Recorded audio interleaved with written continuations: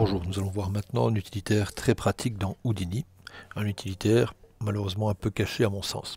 Pour ça, je vais créer dans la vue un test géométrie, le Rubber Toy. Le voici affiché dans l'environnement de la vue perspective par défaut. Je viens sur le nom de la vue, je vais cocher l'option Memory Toolbar. Je suis en mode View, je vais par exemple me rapprocher à cet endroit et je vais enregistrer cette vue en cliquant sur l'œil et en validant la première case. Le fait de valider la première case, vous allez voir ici un nom qui s'appelle 1. Si je me mets par exemple à cet endroit, je clique sur l'œil et je clique sur la seconde case, vous allez voir le chiffre numéro 2. Néanmoins, si je change d'angle de vue et que je clique sur l'œil et que maintenant je mets en écrit le 1, je retrouverai toutes ces étapes à cet endroit. Le 1 que j'ai écrit, le 2, et une option qui est le 5, qui est le développement UVW proposé par défaut. En mode vue, vous pouvez recliquer sur l'onglet 1, 2, bilan. Si c'est simplement des clics à cet endroit, vous aurez donc des chiffres. Il suffira de venir recliquer ici pour retrouver vos vues, ou bien à cet endroit où vous avez la liste des chiffres et ainsi que des vues enregistrées en utilisant des caractères.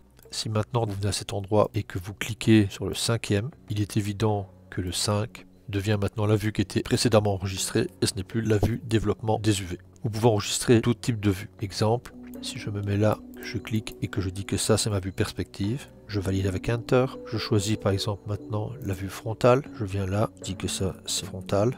Je peux tout à fait revenir dans la vue perspective ou revenir dans la vue frontale. Voyons maintenant avec le C-Plane. Le C-Plane est le plan de construction. Je vais mettre dans la vue perspective. Je vais enlever la grille de l'univers, je vais demander un plan de construction à l'horizontale. Ici, je vais l'appeler horizontal. Je vais maintenant modifier le plan de construction en l'alignant à la verticale. Je tape ici verticale et je le valide avec Enter. Bilan, je retrouve mon plan de construction à l'horizontale et ou à la verticale. Maintenant, on va voir le mode Snapshot. Pour ça, je vais créer une box, j'appuie sur CTRL et une sphère. Je dégage un peu la sphère. La boîte, je vais la sélectionner, me mettre en mode position. Je suis sur le frame 1, je fais Shift T. Là, je clique sur l'œil et je vais appeler ça frame 1. Je vais mettre maintenant sur le frame 50. Je vais déplacer la boîte, Shift T pour valider la clé. Et à cet endroit, je vais appeler frame 50. Je valide. Je vais maintenant me positionner à une valeur intermédiaire.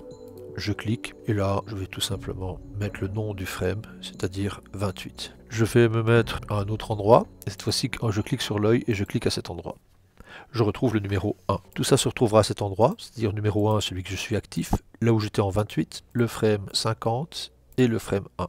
Néanmoins, nous remarquons que si je demande d'afficher le snapshot du frame 1, j'ai beau voyager sur la timeline, il n'y a rien qui se passera. Sauf si vous cliquez à cet endroit, vous pouvez comme ça avoir un fondu entre les deux images, parce que je suis en mode blend. Une fois que vous êtes en mode blend, vous pouvez comme ça voyager sur la timeline et voir le comparatif entre l'image qui a été capturée en mode snapshot et le frame courant choisi sur la timeline.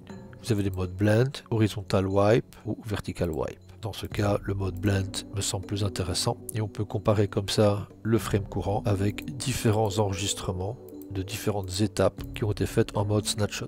Le mode snapshot propose aussi une possibilité de supprimer toutes les étapes enregistrées. À bientôt!